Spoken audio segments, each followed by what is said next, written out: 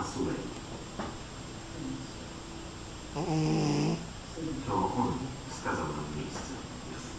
Dziękuję.